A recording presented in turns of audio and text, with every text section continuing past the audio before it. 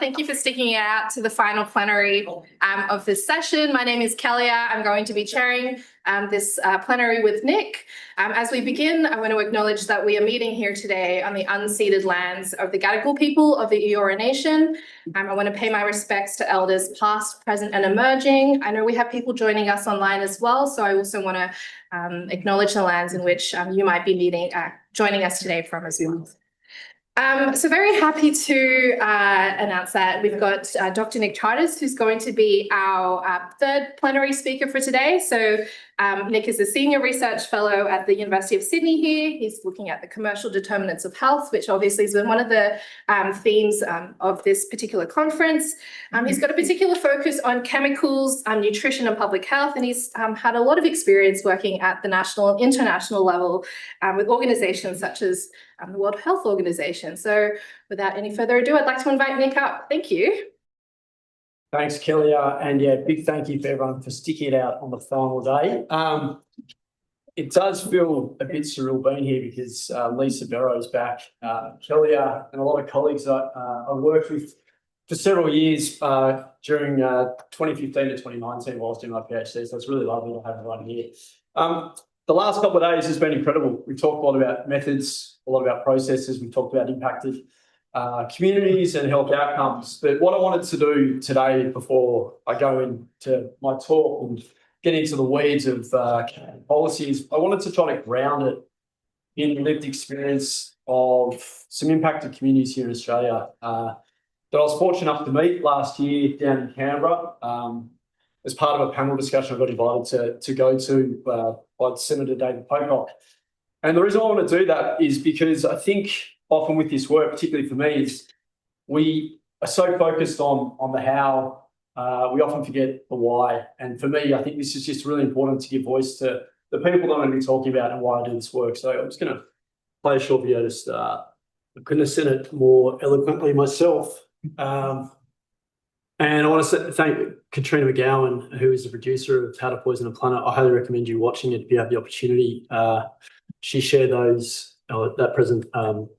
footage with me so I can share it with you today. I'm going to talk today about corporate vectors of chronic disease. I'm going to talk about using internal documents and other methods to safeguard environmental health integrity. It's a mouthful, but hopefully by the end of today's session, this will make a bit more sense. One, I have no conflicts to disclose.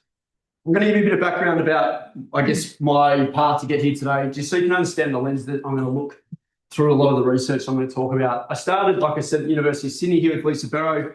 Lisa talked a lot on Wednesday about the methods that she's used in pharma and tobacco to quantify how industry skews the data around their products. I did that on nutrition when I was here with Lisa. I was fortunate enough halfway through to go to the World Health Organization and look at how different national and international organizations do chemical risk assessments. I knew nothing about it as a topic. Sounds weird, but the methods are very similar to what you do in nutrition. You use observational studies, sometimes animal data. So I went and did that. I found that basically no one out there uses systematic reviews. So the leading organizations around the world. And of course, in your field, you've been using it for 20 to 30 years for anyone working in the health sciences. I published this study and I realized there was an opportunity. So I went to the US where, and I'm going to talk about this in a moment, where there was a transition by the US EPA to start evolving their methods around 2016 through something known as the Toxic Substance Control Act. They wanted to use systematic review methods. So I went there. I've worked on chemical policy for the last 6-7 years, looking at how the US EPA regulates chemicals. I've come back to the University of Sydney. I'm still doing that work, but I'm also doing 2 other bits of work, or one other main piece of work, which Lisa touched on Wednesday, which is working on the Centre in Corporate Harm. I'm going to talk about what that work is, but I've also done work on clinical guidelines. So this was specifically on the WHO guideline for controlled medicines. The reason why I'm mentioning this is that I've worked across different areas of health. And so what I've learned is that we need to use the best available data to protect the health of the population that it's intended to protect. So we have a very big problem. Since 2050, we've increased chemical production by 15-fold. There's concomitant increase in lots of chronic diseases. This is data from the US. Alzheimer's, in terms of incidence, has gone up since 1990 by 75%. Parkinson's, 133%. Total cancer is 175, and diabetes, 283. Chronic diseases are increasing in children. You can see here that they're following similar trends: autism, diabetes, and also cancer rates across the US population. Again, a lot of the data I'll present today is looking at the US because, again, that's where I've done a lot of my work. But I'm happy to answer questions in terms of Australian context too. Sperm counts declining globally. So we've seen a huge drop in terms of fertility rates. Doesn't matter where you live. We've also seen this. We've seen a doubling of plastic production since 2008. Why is that a problem? Plastics are made of two main things. They've got a polymer backbone that's made of oil and gas. Then they have these things that are added to it to give it its characteristics: PFAS, bisphenols, things like phthalates. These are endocrine disrupting chemicals. They impact our fertility. They impact our neurodevelopment. They impact, or they give us cancer. We also then get the byproducts when they break down into these tiny little microplastic particles. Problem is, it's going to increase. It's going to triple in the next 30 years because this is the new revenue stream for the oil and gas industry. As we transition away from energy and transport, this is where you're going to make money: petrochemicals and plastics. This stuff doesn't leave the environment. It's filled with chemicals. For those sitting there going, well, it's not my problem. I live a healthy, clean life on the eastern seaboard of Australia. We all have PFAS in our blood. Every person in this room, or 98% of us anyway. Those chemicals that Matt was talking about, PFAS chemicals, are all in our blood right now. This is ABS data. It was released a couple of months ago. Anyone over the age of 12 has it in their blood pretty much. We now know, due to that increase in petrochemicals, fossil fuels and plastics, that these are the leading vectors of disease. The corporations that make those products. Total pollution, ambient air pollution, chemicals are the leading cause of death and disease globally, more than tobacco. More than tobacco. Alcohol is about 2 million people. Ultra-processed food is about 1.8.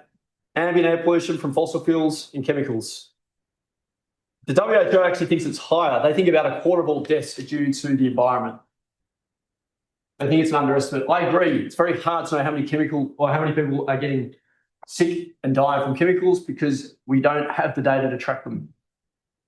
Importantly, and the reason why I played that video at the start as well, is that this is a huge environmental justice issue. The distribution of exposure and disease is not equally distributed.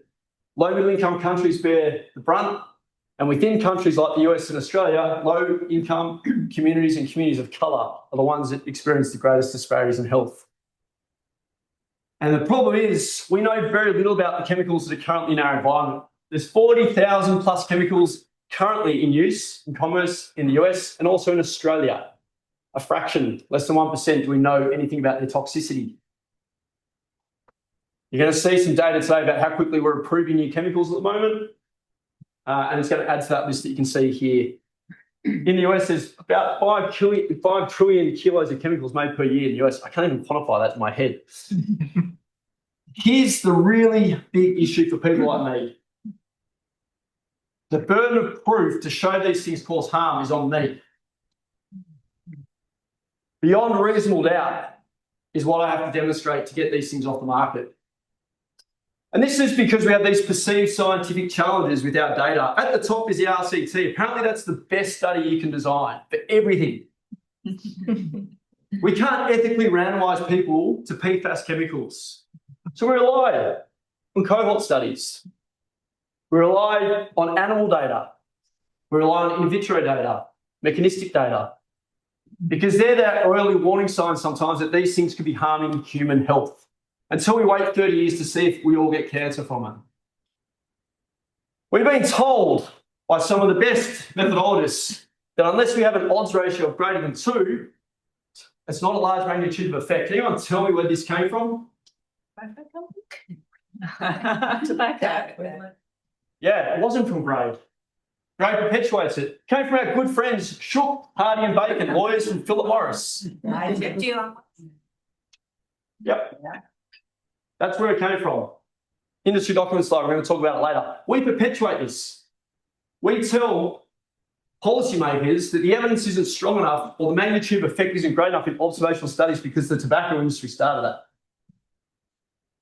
Another fallacy, animal data. It's not biologically relevant. You can't extrapolate to humans. This is the IARC monograph program. leading agency for looking at cancer. What you can see here is the year that IARC classified something as a carcinogen to animals, and then the year that it was then established in humans. Have a look at the lag in terms of early warning signs. Almost 30 years for PCBs. For formaldehyde, almost 19 years. But we're told that animal data isn't sufficient as an early warning sign, even though we are all currently sitting with PFAS in our blood. Importantly, that's a strength. We have human data. We have animal data. We have in vitro data. This is what IARC does. This is what we do, which I'm going to talk about later, is we integrate those streams of evidence together. And we say we've got 3 good streams of data here to make sense of what is causing harm. So it's a strength, not a weakness, but we get told that it's a weakness because we don't have an RCT. Anyone that doesn't work in the field of chemicals, tell me, what do you think you need in terms of data to bring in new chemicals to the market in Australia or the US? No, we're all academics. Surely we know this. No one? Money? Nothing. US EPA will ask you, if you are the person bringing the chemical to market, to submit anything you have within your records around exposure, around use, potential health effects. If they look at that data and they don't have any problems with it, they'll approve it. They can come back to you and say, hey, by the way, there's no studies here, not even an animal study showing health effects in humans, potentially. It's up to them to decide. And then if they do ask, who makes the study up? The chemical company. We know there's an empirical bias in all the data that comes from the chemical industry. So all the chemicals that come to market either have no data or they're coming from the chemical industry. Sometimes we get a mouse study, sometimes we get this. In the last 5 years, there's been 3 authoritative reviews from the US EPA, the US National Academies of Science, the leading non-government institution that informs the US government about health issues. And the International Agency for Research on Cancer, IARC, I mentioned before, they've all come out and say PFOA and PFOS are either a carcinogen, bladder, breast, liver, cancers, you take your pick, using epidemiological data, have immunological effects, have cardiovascular disease effects. What do you think the Australian government says about this? No evidence, no. Beautiful. Yeah. Limited evidence. It gets better. What doesn't it stand? It's tragic, particularly for people like Matt. Most of this evidence is related to PFOA. An association means that there is a relationship. Yeah. This does not mean that it has caused a health effect. The causative relationship between the above health effect and PFAS exposure has not been established. We all have it in our blood. 3 authoritative bodies around the world have said this is causing us a full spectrum of health harms. We're still saying it's not. So this is my takeaway point here. We have a very high evidentiary bar we have to get above to get things off the market. We have a very low bar / no bar to bring them on. It's highly problematic, and we're going to get to why in a second. How did we get here? So I'm going to give you a crash course on chemical policy really quickly. Taking you through all the steps, where it's gone wrong, and what we can do to fix it. Because I know it's a bit doomsday at the moment. We are going to talk about solutions. This is how we think about or have to address chemicals at the moment. It's whack-a-mole. We do one chemical at a time. Think how crazy that is. We take one chemical to do a risk assessment at a time. I just told you there's 40 to 80,000 in commerce. We evaluate one at a time. You're all sitting on a plastic chair, typing on a plastic computer, wearing polyester clothing. You're not being exposed to one chemical. You've been exposed to hundreds, if not thousands at one time. But that's not how we evaluate them. We look at one exposure pathway in one condition of use. What I mean by that is I'm a consumer and I'm using one product. That's how we think about it.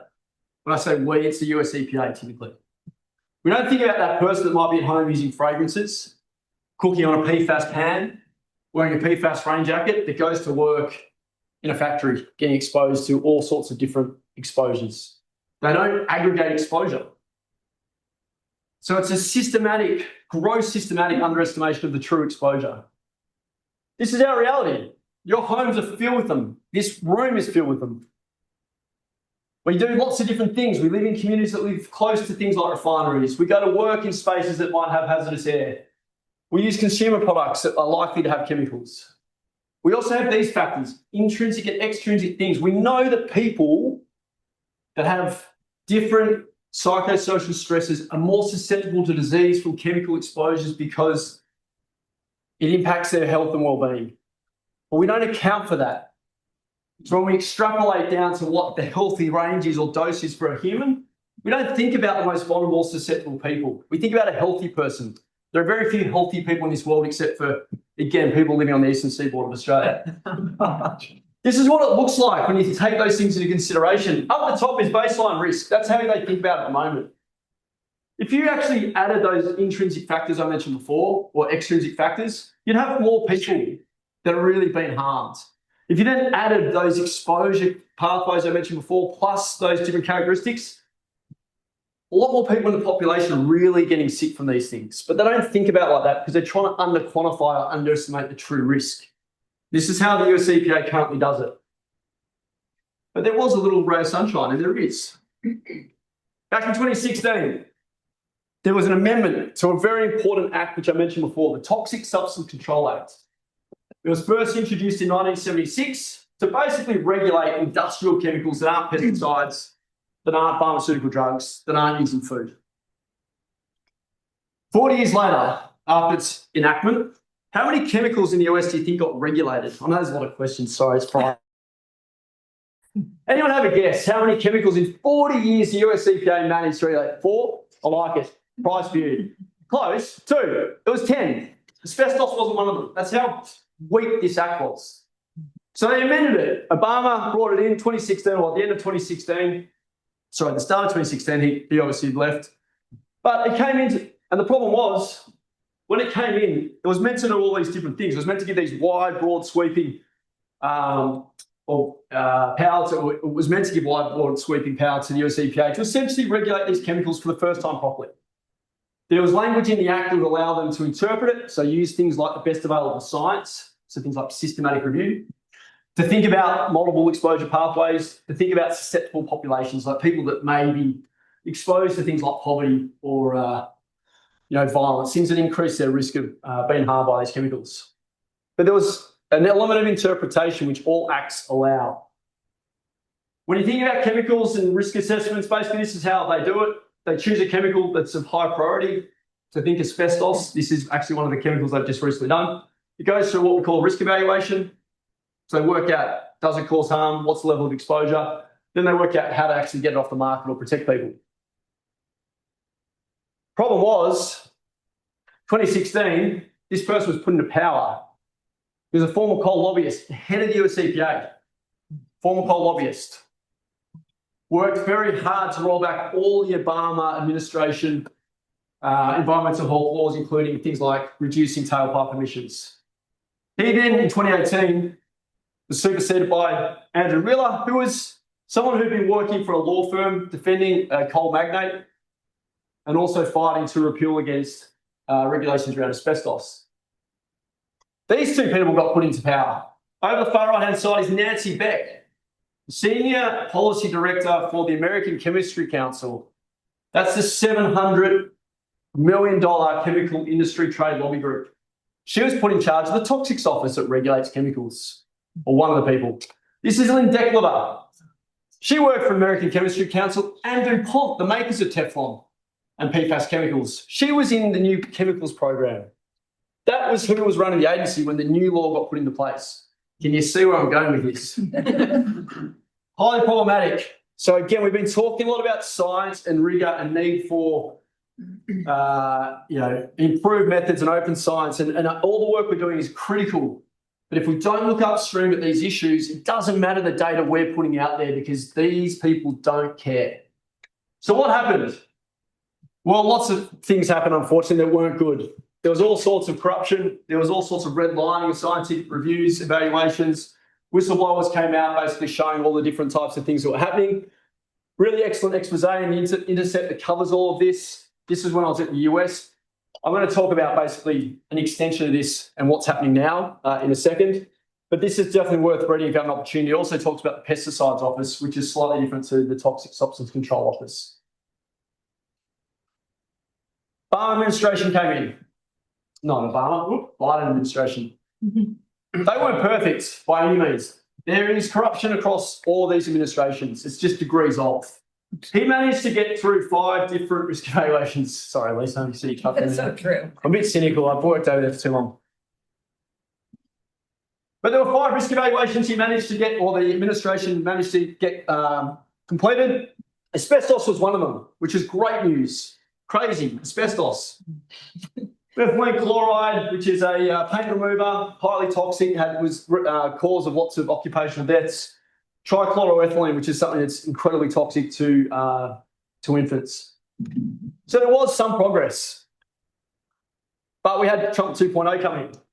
And we all know what's been happening with science and also with the different regulatory agencies across the US. So the same thing has happened essentially. He put in this person to run the agency. He was a former Republican senator who went for governor in, I can't remember, I think it was New York. He basically, when he was in the lower house, voted against lots of different legislation to limit any type of, any legislation that's going to regulate the fossil fuel industry. What did he do? He put in David Toohey, who is second in charge of the US EPA. He was a lawyer that was part of the first Trump administration. He fought really hard to stop asbestos being banned. Put the same 2 women back into the chemical office. It's a repeat. The same thing's happening. What does it look like now? So I'm just going to show you an example using phthalates, which is a plasticizer. These are risk assessments that are currently being undertaken in the US EPA. There's lots of different phthalates. They're the acronyms. I'm not even going to dare try to read out the chemical name. They've been going through this risk assessment process. So I'm going to show you how the methods that we use are being corrupted / weaponized to throw out the science on what is harming our health. This is what a phthalate is. It's basically using everything. I'm holding phthalates now. They're an endocrine disrupting chemical. They're also known as the everywhere chemical because they are everywhere. Those political appointees have managed across these 7 steps to basically underestimate the risk of this chemical. And we've been doing public commenting. So we basically look at the risk evaluations that US EPA puts out, and we go through it at each step of this process, and we show how they do that. We submit it. We give oral testimony. It goes on the public record. Doesn't stop them from doing it. So this is how I know this, because we dig into these and pull it out, and it's all on the public record, what I'm going to show you. But what I'm going to focus on for time's sake today is the systematic review piece, which is step 1, because most of you are familiar with that, and also hazard identification. For those who aren't familiar with systematic review, I'm going to explain it in a moment. So this is their handbook. Systematic review, for those who don't know, was a method developed 70s, 80s, widely used in the clinical sciences, basically to inform all patient care. We know that in the clinical or the health sciences, that is widely agreed upon. Minimises bias, increases transparency, rigor, all those things that are really important for having confidence and trust in the results that we get from synthesizing data. We haven't used it in environmental health for longer than a decade. I know this because the program I worked at UCSF developed a method that's widely used. I'm going to touch on in a moment.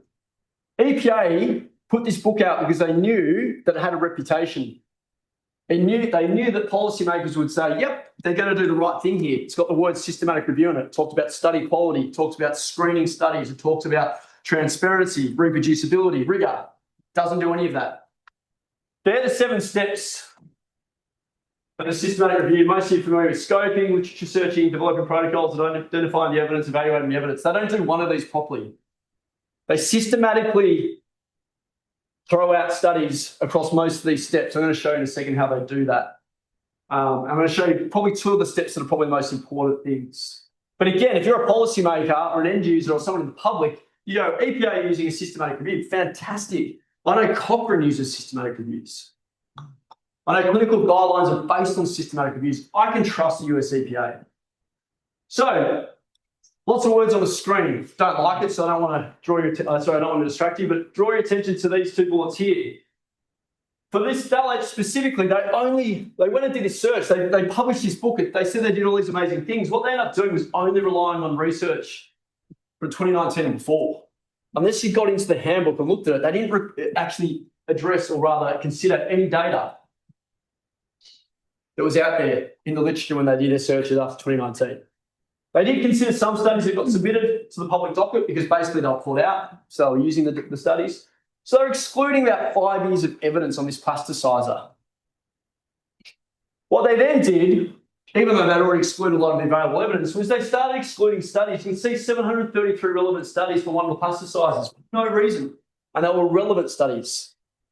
They just threw them out. 733 relevant studies were just removed, potentially showing the health effects of this chemical. This is the other thing they do. They have a risk of bias tool. For those who don't know what risk of bias is, it's a way of looking at the strengths and the limitations of a study. Typically, Cochrane has a great tool.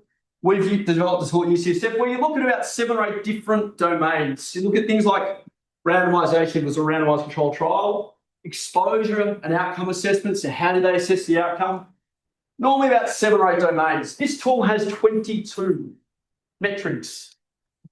So 22 metrics. You might think, well, that's a good thing. They want to get in and understand whether the study is really reliable. The key part of this and the key issue is that they can do this. Down here, you probably can't see through in the corner. It says rating number 4, critically deficient. If any of these metrics here get a rating of 4, guess what you can do to the study? You can remove the study. They say they don't do it anymore, but they can remove the study. They can throw the study out. So not only have they excluded 700 studies when they're screening the literature, they're now throwing it out. But you know why? Because they can say we're using risk of bias to make sure we're using the most important studies, reliable studies to inform public health decisions. Sounds great. I'll trust it. But it's being used to underestimate the true harm of these chemicals. That's what it's being used for when you have political appointees put at the top of the office. Why is this a problem? Oh, hang on a second, I'll get it too far ahead of myself. This is essentially what it means. It means they're just cherry picking the data. That's the actual evaluation that they put out. But all the data in there is cherry picked. But it was a systematic review. How can you cherry pick data with a systematic review? That's what they're doing. Why is this a problem more broadly? Because if a regulatory agency like the US EPA is potentially using methods like this, then they get normed. We did a review on microplastics, came out last year. We looked at the human health, the human health effects. We had 3 human studies, but we had largely animal data, 28 animal studies. We looked at the quality of the evidence using basically a grade approach. We looked at risk of bias. We then looked at all the factors to upgrade and downgrade the evidence. We came up with a bottom line summary of the evidence. We then used a schematic similar to the one I showed you before. This one's from the National Toxicology Program that basically gets the human evidence there on the y-axis and integrates it there with the animal evidence on the bottom, and you can sort of come up with a rating. So if you have, just to help you, if you had good human evidence, doesn't matter what the animal evidence says, and it's high confidence, you get a known relationship. And you sort of work your way through it. So based on the strength of your human and animal evidence, you come up with an overall bottom line summary. This was our bottom line summary for reproductive harms. We said that microplastics are suspected to cause is a suspected reproductive hazard. And one of the outcomes was poor sperm quality. We had about 8 animal studies in there. You can look at all of our methods, super transparent. And again, we follow a method very similar to what you do in the clinical sciences. It's been recommended by the National Academies of Sciences in the US. I'm going to show you some examples in a second. How am I going to have time? Sorry about the idea of what I'm doing this. But 7 minutes. Oh,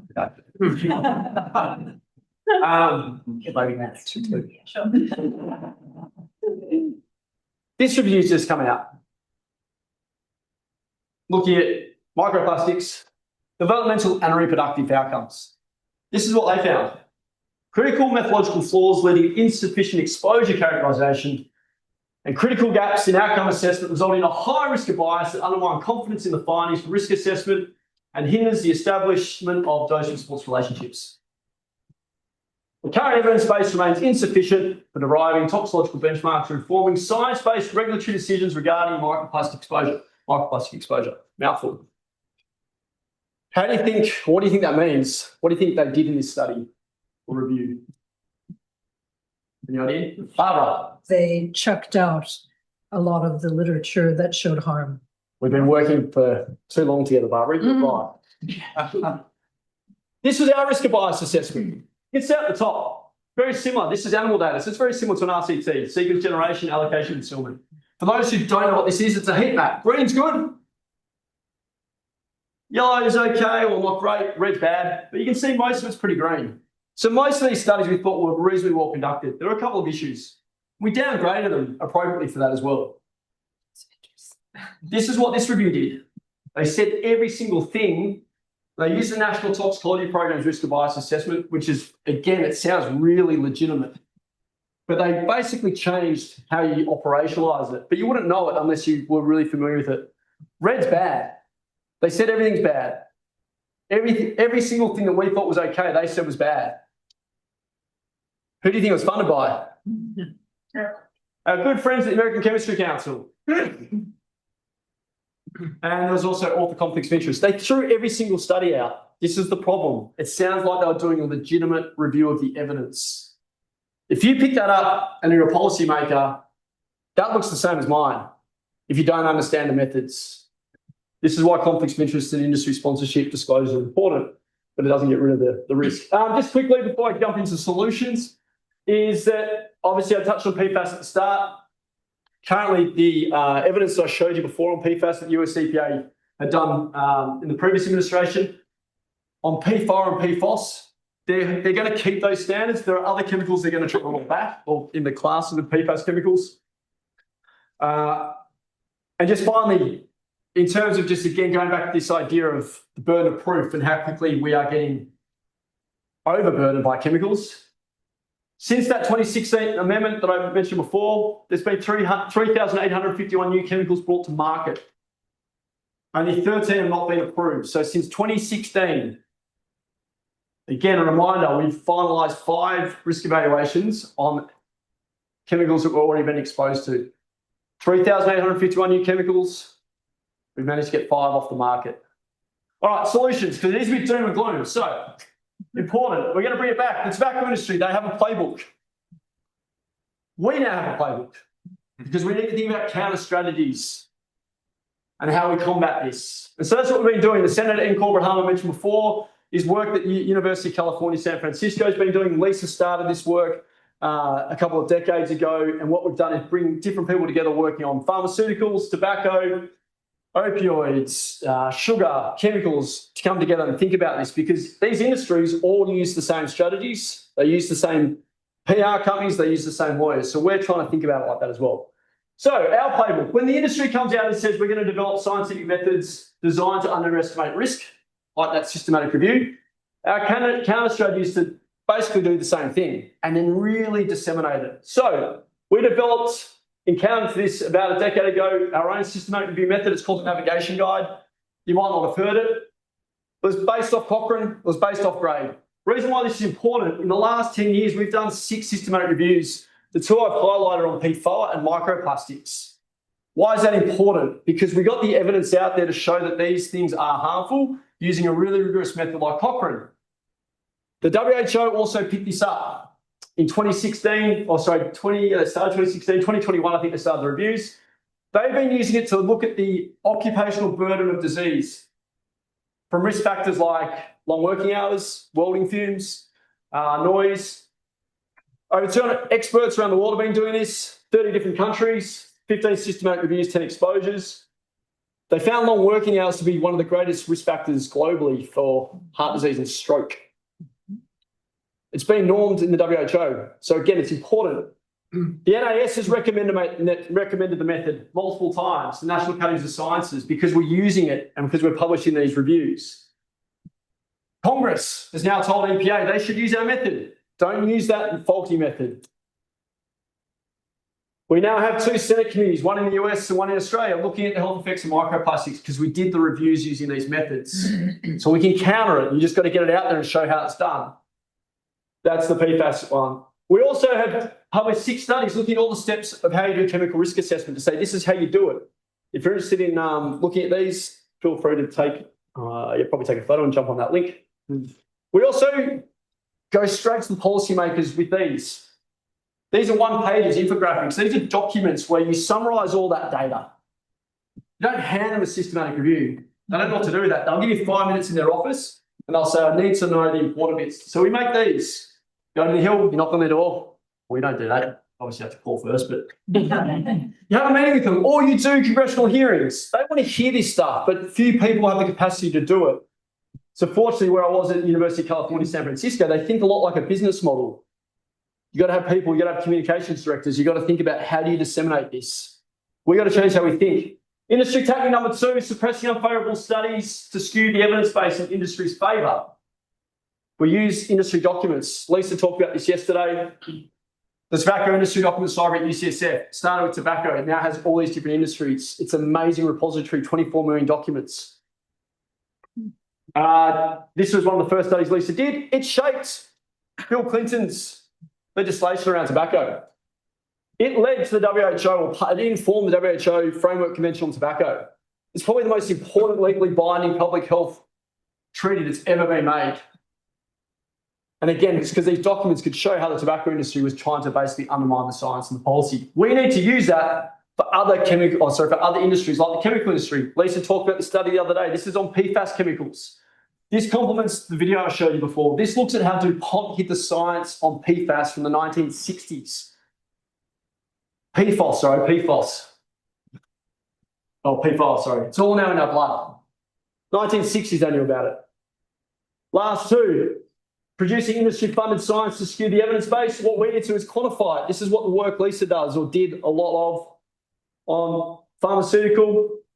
We did some work on nutrition. We're now doing one on PFAS and we're now doing another one on other chemicals. This basically shows how when you get industry data together, it underestimates the risk.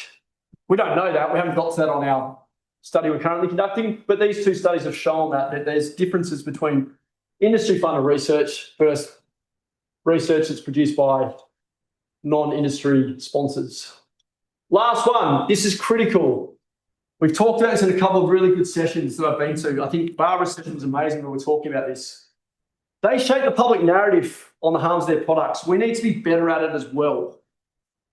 It's really critical that we think more intentionally. I know we're scientists, we don't like to get out of our lane, but you have a responsibility to communicate the work you're doing. Otherwise, it stays in an echo chamber and we all tell things that we already know to each other because we all read your studies.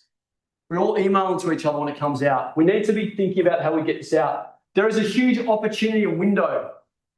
This is very prominent in the US at the moment. I don't think this is a good thing at all. I don't have time, unfortunately, to talk about the limitations of any of this work, but people are talking about corporate capture of regulatory agencies and research.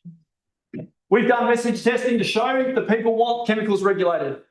Either side of the aisle. Why bipartisan support for this?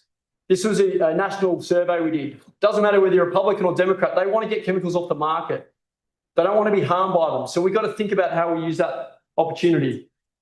And I'm sure most of you do this already. These are just some studies. You got to talk to journalists. I've invited journalists to come here today. Katrina McGowan came yesterday. She's a producer of How to Poison a Planet. We need to think about how we communicate this in all the different channels. I think Kieran Rooney's ready to get his own Twitter channel going. Not Twitter, what is it? TikTok, that's what the kids listen to. All right, so finally, it is very hard to move the needle.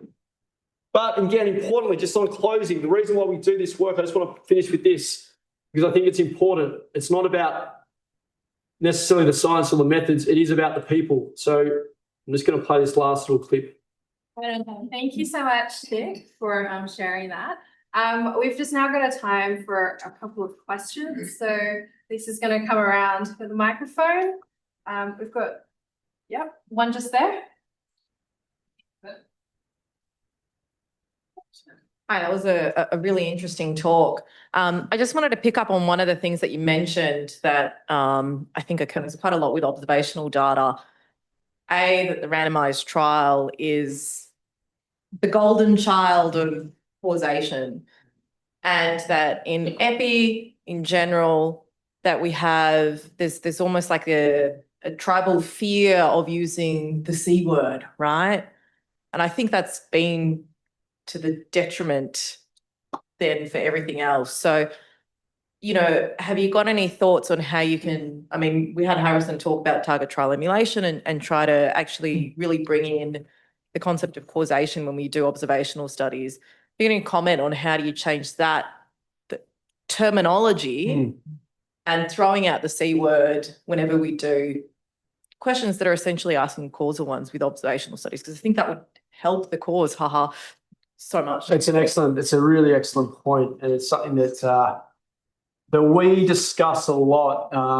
And I actually had an interesting moment preparing for this talk. So I went to pull out the data from the National Academies of Science review that they'd done on PFAS.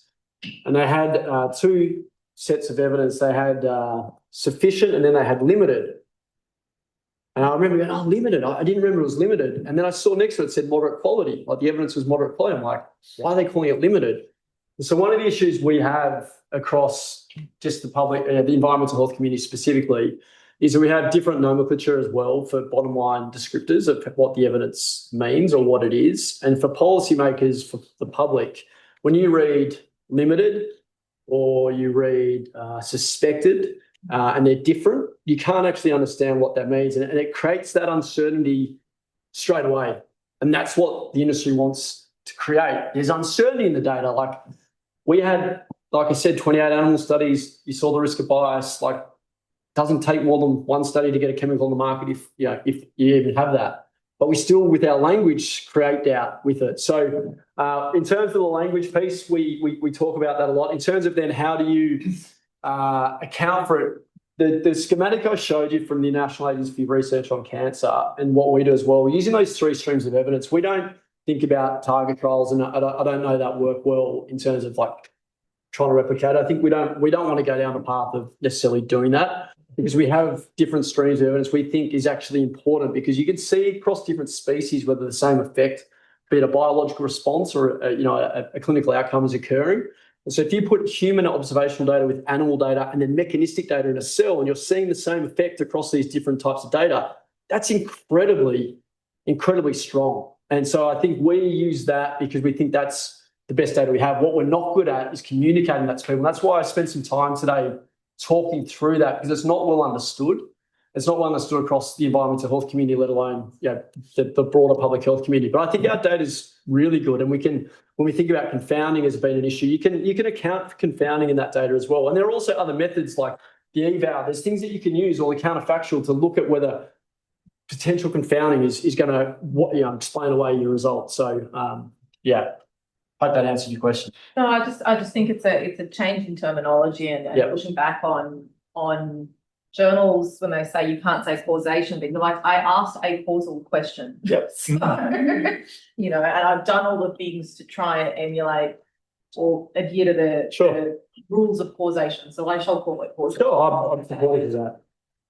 Hi, thanks a lot for your talk. It was wonderful.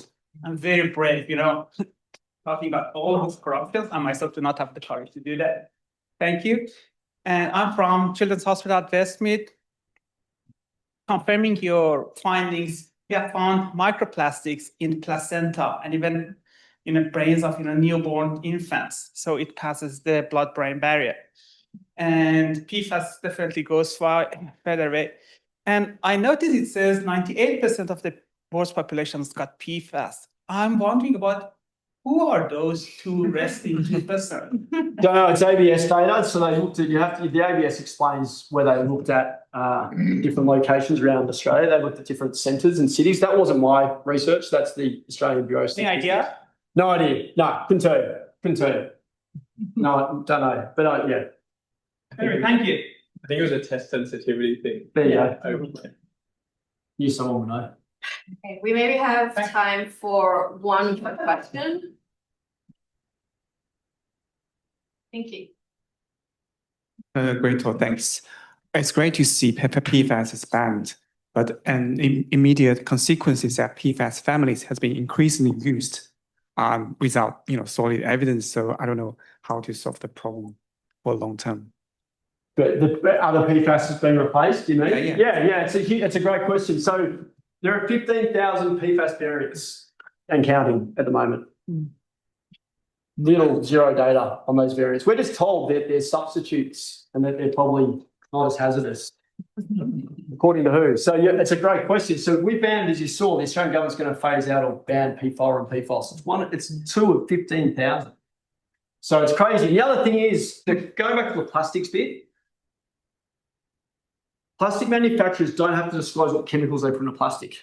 There's no transparency. We have no idea what's in the products we're holding and using. So to your point, there's 15,000 different variants being used. We don't know if they're safe, and we wouldn't even know because we don't get told what's in the products themselves. So we need to be, importantly, regulating them as a class of chemicals. Whack-a-mole doesn't work, right? So let's get the class of chemicals and take it off the market. I was especially struck by your burden of proof slide at the beginning, the whole side where companies actually do not have to establish safety to get the product on the market, and it's a very high burden of proof to get them off the market. I'm wondering whether there's any jurisdictions now that are doing that a little bit better. Thanks, Barbara. Great question. I don't think I'd mentioned REACH. So the EU does have a much better system. So that's the regulation, evaluation, authorization, and restriction of chemicals. That's the EU basically says when you submit your chemical data to us to bring a new chemical to market, we're going to look for health effects in your data. We want an animal study. We want some studies. If it's not there, you've got to go and get the data for us before we put it in. Again, the problem is it's coming from industry largely, right? So there's still that potential bias. We don't know how many studies industry is conducting behind the closed doors to get that study that shows no harm.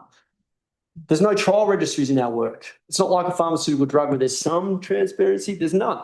So they could be conducting all sorts of studies. But there is, to your point, Barbara, there is a better system in the EU, and thanks for raising that because there is some progress in that, and that's what we should be trying to move towards. But, I mean, there are other bigger issues as well. But, yeah, great question. I think to keep the time, we might just pull it there, but please find Nick afterwards. Thank you so much.